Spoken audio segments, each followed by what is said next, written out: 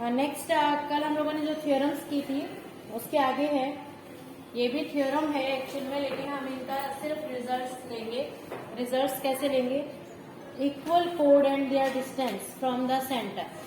Equal code, अब condition ये है कि अगर कोड इक्वल है, कल हमने ये जो फर्स्ट थ्योरम की थी, दो कोड अगर इक्वल हैं तो वो सेंटर पे इक्वल एंगल बनाती है, ऐसा हमने बताया था, राइट। फर्स्ट थ्योरम में हमने यही बताया था, अगर दो कोड इक्वल हैं तो सेंटर पे जो भी एंगल बनाएंगे वो क्या होगा? इक्वल होगा, ये हमने ये बताया था। फिर दूसरी इसकी कन्वर्स किया था हम लोगों ने, अगर एंगल इक्वल था तो हमारी ये कोड भी ऑटोमेटिकली क्या थी? इक्वल हो गई थी। ये दो थ्योरम ने एक दूसरे की कन्वर्स की थी। अब और क्या चीज इक्वल हो सकती है? तो ये हमारा सेंटर है O, इस सेंटर से जो इस कोड का डिस्टेंस है, ऐसे अगर डिस्टेंस ड्रॉ किया जाए m, और सपोज करो ये n है और ये AB है और ये क्या है हमारा CD, तो उसने ये बोला है अगर कोड इक्वल होंगी, AB और CD इक्वल होगी, तो ये जो डिस्टेंस बनेगा इसका और इसका, ये जो डिस्टेंस है वो भी क्या होगा? इक्वल होगा। क्लियर? यानी आपकी अगर कोड इक्वल होंगी तो उसकी 3-4 पार्ट इक्वल होंगे। सारे पार्ट्स हम लोग 10th में डायरेक्ट यूज करने वाले हैं। तो इसमें क्या लिखेंगे? सिर्फ स्टेटमेंट लिखोगे तुम लोग, इसके अंदर डायग्राम बनाओगे और आपको लिखना है कि क्या गिवन है, AB equals to CD, then statement लिखने के बाद if AB equals to CD, then क्या आएगा? OM equals to ON। ये आपकी स्टेटमेंट कौन से वाली है? 10.6। ये है आपकी थ्योरम 10.6, जो आपको डायरेक्ट स्टेटमेंट लिखनी है। इक्वल कोड of a circle are equi distance from the centre of the circle. फिर इसका कन्वर्स है, कोड equi distance from the centre of circle are equal in length. ये कंडीशन, ये नेक्स्ट जो थ्योरम है 10.7, उसका भी डायग्राम सेम है, राइट। इसमें सिर्फ स्टेटमेंट चेंज है, ये जो गिवन था वो इसमें प्रूव में आ जाएगा, और जो प्रूव था तो क्या लिखेंगे? If OM equals to ON, then AB equals to C। ये दो कंडीशन है आपकी। इन दो कंडीशन से रिलेटेड अब हमारी एक्सरसाइज है, एक्सरसाइज 10.4। एक्सरसाइज बाद में करवाते हैं, कि पहले हम लोग सारे स्टेटमेंट लिखेंगे। नेक्स्ट है angle subtended by the arc of circle. तो नेक्स्ट टॉपिक है एंगल। आर्क ऑफ सर्कल क्या होती है आपको बताया था। कोई एक सर्कल है, उसके सर्कल के ऊपर अगर उसका पार्ट कुछ कट कर दिया जाए, PQ मान लो मैंने कट किया, तो यहाँ पर हमारी दो आर्क बनती हैं, एक ये वाली आर्क बनती है और एक ये वाली आर्क। इसको छोटी है तो इसको हमने बोला था माइनर आर्क, और वो जो बड़ी थी उसको हमने क्या बोला था? Major arc. तो उसने बोला है angle if two chords are equal. अब एक और बात होगी तुम्हारी, उसके अंदर क्या रहेगा कि अगर दो कोड इक्वल है, ये अलग है टॉपिक, अगर दोनों कोड इक्वल हैं तो हमने क्या क्या प्रूव किया ये बताओ।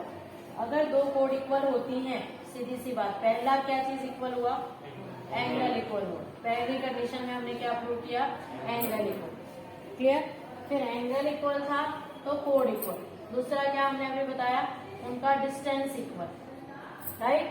और तीसरा क्या बताया है अभी हम लोग? उनके करस्पॉन्डिंग जो आर्क बनेगी, ये जो सर्कुलर पार्ट बनेगा तुम्हारा, ये भी क्या होगा? इक्वल। यानी इन चार चीजों में से, चार चीज कौन कौन सी?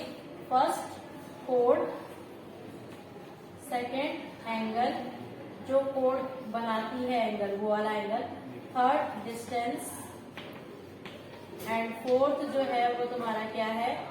आर्क। अगर इन सब चीजों में से कोई भी एक चीज अगर इक्वल बोल देगा वो, तो बाकी तीन चीज ऑटोमेटिकली इक्वल हो जाएंगे। क्लियर? ये कंडीशन है इसमें।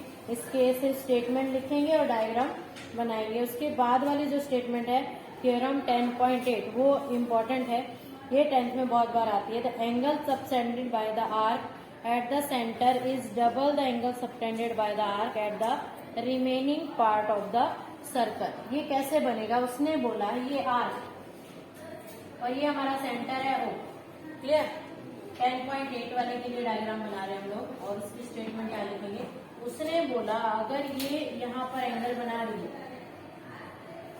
क्लियर, और यही सेम आर्क यहाँ पे एंगल बना रही है, यहाँ पे बना रही है, या यहाँ पे कहीं पे भी बनाए, क्लियर। ये जो एंगल है यहाँ, पहले तो angle in same segment are equal, वो मैं बाद में लिखवाती हूँ। अब इसमें कंडीशन ये दी है कि सेंटर पे जो एंगल बनेगा, उन सबको रख करते क्योंकि एक ही से समझो तुम लोग, जो सेंटर पे जो एंगल बनेगा वो हमारा जो रिमेनिंग पार्ट पे एंगल बना उसका ट्वाइस होगा। ट्वाइस का मतलब 2 टाइम्स, ट्वाइस का मतलब 2 टाइम्स। अगर ये वाला x है तो ये हमारा क्या हो जाएगा 2x। ये 30 डिग्री है तो ये क्या हो जाएगा, ये 120 है तो ये क्या होगा 60। क्लियर, यानी जो सेंटर का एंगल है वो रिमेनिंग पार्ट का जो एंगल है उसका क्या होगा, ट्वाइस होगा। क्लियर हुआ। ये फर्स्ट स्टेटमेंट है, स्टेटमेंट 10.8।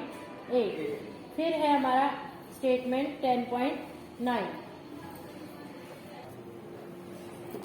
अब हम लोग लिखेंगे कैसे इसको। पेज नंबर 179, उसमें एक डायग्राम दिया है 10.26, उसके नीचे स्टेटमेंट दिया है 2 chords of circle are equal then their corresponding arc are congruent. तो उसके लिए हम लोग ये डायग्राम बनाएंगे, और डायग्राम बनाने के बाद आर्क के बारे में बताएंगे। फर्स्ट इसके अंदर 2 स्टेप्स इकट्ठे दिए हैं।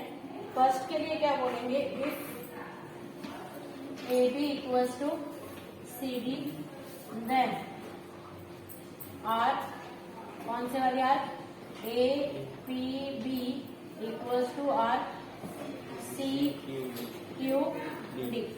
आपका ये आर्क इक्वल होगा। उसने वापिस से बोला है कन्वर्सली। कन्वर्सली के बाद एक और स्टेटमेंट है, वो भी सेम डायग्राम, सेम सब कुछ उसी में आप लोग लिखोगे, तो अलग से डायग्राम नहीं बनाओगे। इफ APB, ये जो आर्क इक्वल है CQD, अगर ये इक्वल होगा देन आपकी जो कोर्स है वो भी क्या होगी, equal, AB equals to C। ये स्टेटमेंट के साथ आप लोगों को लिखना है, ओके। और उसके बाद आप लोगों को जो लिखना है वो लिखना है 10.8। और 10.8 जब लिखेंगे तो स्टेटमेंट लिखने के बाद आपको ये डायग्राम बनाना है। हम लोग इसका नेमिंग कर देते हैं PQ, ये O था हमारा, ये R है, राइट। तो angle POQ equals to 2 angle PRQ, यानी अगर सेंटर का जो एंगल है वो यहाँ वाले एंगल का क्या होगा, 2 टाइम्स होगा, ओके। तो स्टेटमेंट लिखने के बाद आप लोग इतना करेंगे। नेक्स्ट है थ्योरम 10.9, उसकी स्टेटमेंट है angle in same segment of a circle are equal. यानी आपका एक सर्कल है, उस सर्कल के अंदर आपकी कोई भी आर्क है, मान लो ये आर्क है PQ। ये आर्क में इस सर्कल के ऊपर एंगल बनाए, मान लो एक ये बनाया R, एक ये बनाया S, एक इधर बना दिया T। कितने भी एंगल बनाएंगे इन सब की वैल्यू क्या होगी, सेम होगी। कब सेम होगी, जब ये वाला पार्ट जो है आपका सेम होगा। इसको बोलते हैं हम एंगल इन सेम सेगमेंट। ये सेगमेंट है, सेम सेगमेंट में जो भी एंगल बनेंगे वो सारे क्या होंगे, सेम होंगे। यानी अगर आपको बाई चांस एग्जाम में दिया है 30 और आपसे पूछा ये निकालो, तो आराम से ये 30 है तो ये भी 30 होगा, ये भी 30 होगा, तो सारे क्या हो जाएंगे 30। क्लियर। तो उसके से इसमें स्टेटमेंट लिखेंगे angle in same segment of a circle are equal.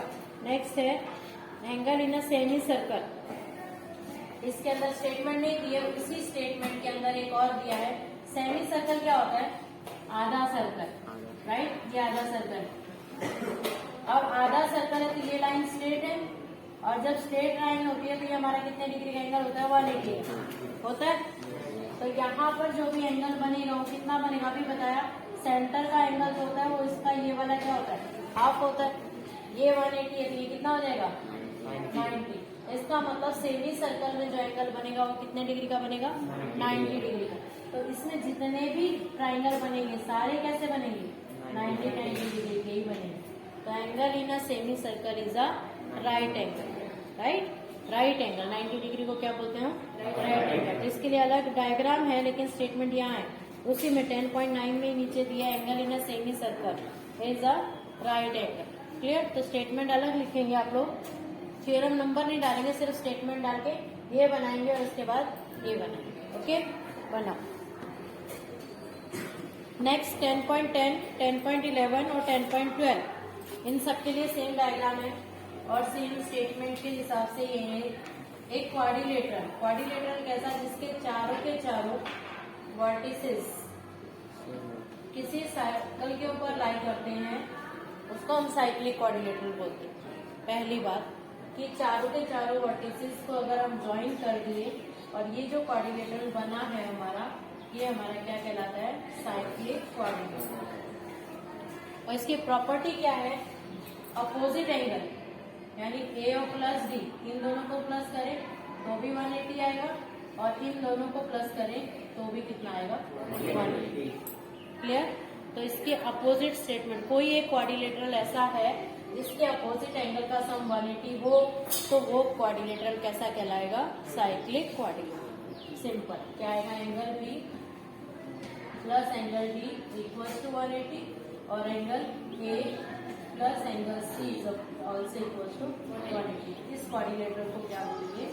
Cyclic quadrilateral.